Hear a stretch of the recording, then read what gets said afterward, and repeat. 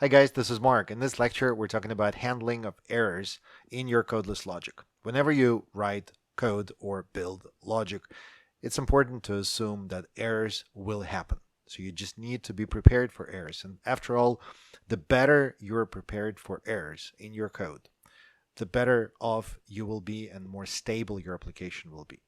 So it's very important to think about all the areas where an error could occur. So for instance, if you're processing any kind of input from the user, you need to make sure that it's properly formatted, and if it is not, then let the user know.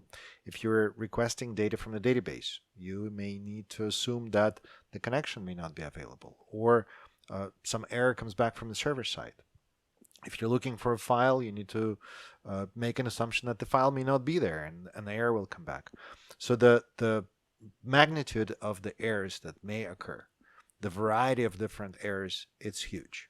Of course, uh, checking little things here and there where you are absolutely certain that it will just work, that that the likelihood of error is zero, sure, you could skip those places. But when there is a possibility of an error, it's always better to add some error handling logic. Luckily, in Codeless, there is a special block that allows you to handle errors. And that's exactly what we will be looking into today in this lecture. What you will learn is applicable universally, applicable for any kind of logic you build, whether it's in handling of the events, in data binding, in custom functions, doesn't matter. Absolutely the same approach will work. So let's jump into UI Builder and see how error handling works in Codeless.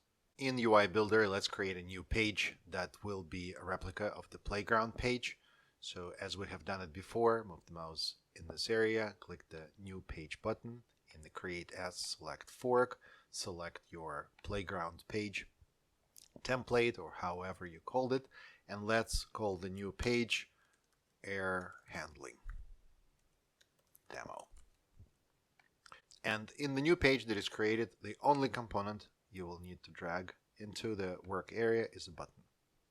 And click the button and change the label of the button to Generate an Error. And I was thinking that we will make it as simple as possible, where there will be a button that generates the error so you can see exactly how to handle that specific error, because handling any other error is going to be exactly the same. Click the button and go into the logic for the button. And in here, in the logic, there's going to be on-click event. Click the plus button to add logic. In here, let's just add something that generates an error. For instance, let's drag the custom function, which is the log message. Let's connect page data first of all, and then let's generate the log message, which in turn will create an error for us. So in here, go into text and select this block, and then the very first connector will be just plain text that will say what is the length of undefined string. And then the second connector will be length of, and then for this one, let's just connect null. So by the way, the null value is going to be under logic. So go to logic and select null. Okay.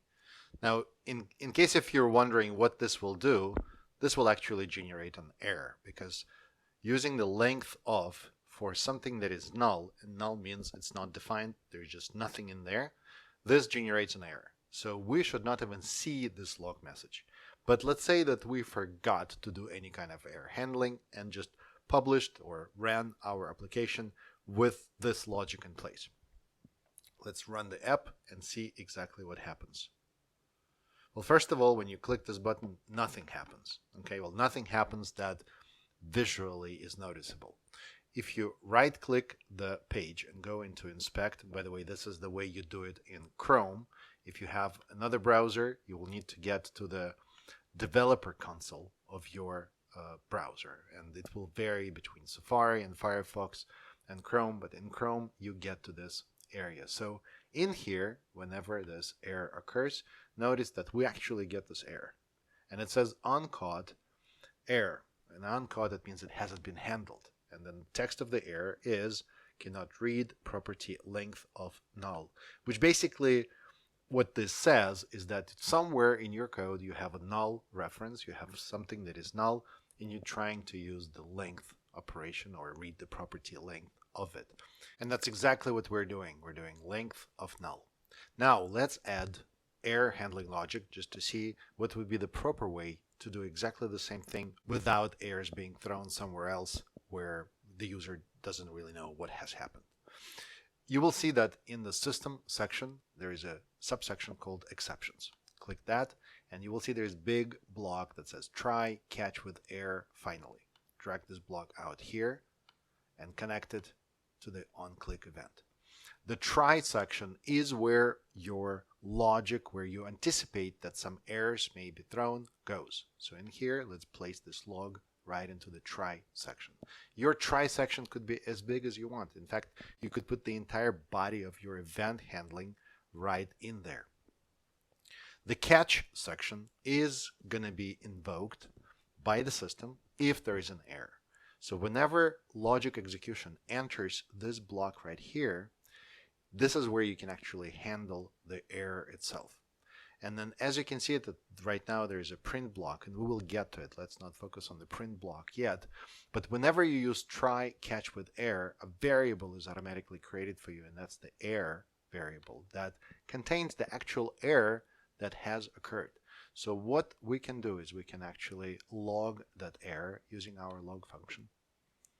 So in here, let's say that an error has occurred. Double R. The error is, and then we can connect the actual error. Oh, actually, let's use the create text. Sorry about that. We need to compose that error message like this. There you go. And page data goes into right in here. This print can go away. So now what's going to happen is we enter the execution, we go into the try block, the logic is being executed, bam, we get this error right here, right under length of, then the code automatically, well, the code that is in there right now, the logic switches to the catch with error, and this will be executed. So therefore, this log message we will never see because it results in an error. We should see this one first, and if you're wondering what finally is kind of a special catch-all type of logic that will be executed no matter what. Whether try succeeded or not, whether you got into catch, it doesn't matter. After this, or both this and this are done, then finally will be executed. And then to demonstrate this, let's add one more log block, move page data, and put this one in here and say we are in finally. So this way I put it in caps just so we visually can see what's going on. At this point we are good to go, and let's do something like this just so we can see this error better. I'm gonna frame it in some special characters like this and put it in here and do like this. So this way the actual error will be in these angled brackets. Let's run this page and just see how it works. So here we are, click generate error. Now there you go, we have an error has occurred. The error is, and now we see that we got that error that used to be shown right here in developer console, but now it is in our code, so we can see exactly what this error is and handle it properly.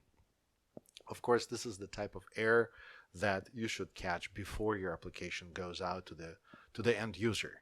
Of course, because when something is null, that means that there is a flaw in the actual logic. But for other type of errors that you have little control and you believe the user may do something different or something else may happen, then of course knowing what that error is going to be very helpful. And see we are in finally, which means this part of the logic was also executed. This is a very simple but very effective mechanism, guys. And once again, anytime when you anticipate an error, definitely use this approach just so you can catch those errors and do proper error handling. Thank you for watching this video. I hope you enjoyed it and found it useful. And as always, happy codeless coding.